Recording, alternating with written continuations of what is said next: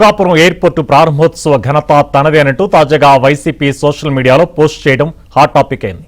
గతంలో ఎర్ర బస్సు రాని చోట ఎయిర్ బస్సు ఎందుకని జగన్ ప్రశ్నించి అధికారంలోకి వచ్చాక ఆ ప్రాజెక్టును పట్టించుకోలేదు. కానీ నేడు ప్రధాని మోదీ చేతుల మీదుగా వైభవోపేతంగా ప్రారంభమైన ఈ విమానాశ్రయం క్రెడిట్ ను జగన్ ఖాతాలో వేస్తూ వైసీపీ విచిత్ర వాదన తెరపైకి తెచ్చింది.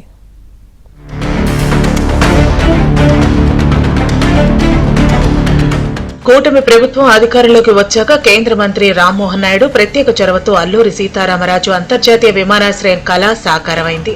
రిషికొండపై 500 కోట్లతో విలాసవంతమైన రిసార్ట్ కట్టుకోవటం మినహా జగన్ హయాంలో ఉత్తరాంధ్రలో చేసిందేమీ లేదు. కానీ ఇప్పుడు కూటమి హయాంలో ఏర్పాటైన గూగుల్, రిలయన్స్ పెట్టుబడులు, రైల్వే జోన్, స్టీల్ ప్లాంట్ శంకుస్థాపనలతో పాటు ఈ ఎయిర్పోర్ట్ క్రెడిట్ కూడా మాదేనంటూ వైసీపీ ప్రచారం చేయడం ఆశ్చర్యపరుస్తోంది.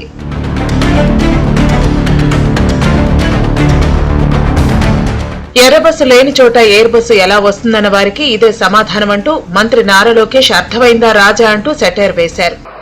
ఎర్ర బస్సు రాని ఊరికి ఎయిర్పోర్ట్ అవసరమా అని కొంతమంది అన్నారు.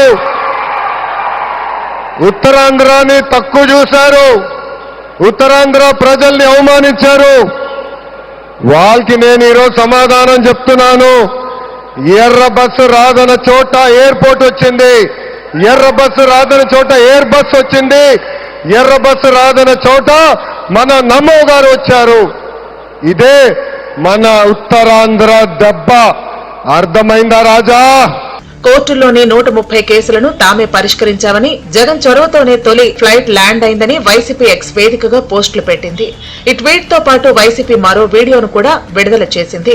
భోగాపురం ఎయిర్పోర్టు కోసం జగనన్న చేసిన కృషి అంతా ఇంతా కాదు అంటూ గొప్పలు చెప్పుకుంది. భోగాపురం ఎయిర్పోర్ట్ ఏరోసిటీ నిర్మాణం కోసం కేవలం 2703 ఎకరాలు సేకరించి విమానాశ్రయ నిర్మాణానికి శంకుస్థాపన చేశారు. అందులో 500 ఎకరాల ప్రాంతాన్ని సిటీ గేట్వే ప్రాజెక్టుల కోసం కేటాయించారు. అందుకోసం కోర్టుల్లో ఉన్న 130 కేసులు పరిష్కరించారు.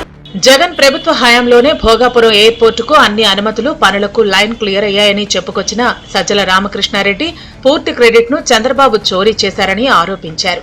దీని గురించి చేస్తున్న ఒక అబద్ధపు ప్రచారం ఏదైతే ఉందో, చంద్రబాబు నాయుడు గారికి సహజంగానే తను చేసింది చెప్పుకోవడానికి చేసింది ఏమీ ఉండదు. సో ముందుగా ఏం చేయాలంటే తన ఖాతాలో ఎట్లా వేసుకోవాలనేది, అది హైదరాబాద్ విషయానికి వస్తే ఆయన కులీ కుతుబ్ షా దగ్గర నుంచి మొదలైతే ఇప్పుడు లేటెస్ట్ ఆంధ్రప్రదేశ్కి వస్తే నిన్న మన జగన్మోహన్ రెడ్డి గారిది అయినా సరే దేశం దాటిపోవాలంటే ఉపయోగం లేదనుకో పోయినట్లే కానీ, లేకపోతే బయట కూడా ఆయన ఖాతాలో వేసుకునేవారు. 11 సీట్లతో ప్రతిపక్ష హోదా కూడా దక్కని వైసీపీ ఇప్పుడు ఏకంగా భోగాపురం ఎయిర్పోర్టు తమ ఘనతేనని చెప్పుకోవడంపై తీవ్ర వ్యతిరేకత వ్యక్తమవుతోంది. నెటిజన్ల నుంచి నెగిటివ్ కామెంట్లు రావడంతో చివరికి వైసీపీ సైలెంట్ కావాల్సి వచ్చింది. కింద పడినా నాదే పై చెయ్యి అనటానికి భోగాపురం ఎయిర్పోర్టు విషయంలో వైసీపీ ఆడుతున్న ఈ క్రెడిట్ డ్రామానే అసలైన నిదర్శనమని ప్రజలు మండిపడుతున్నారు.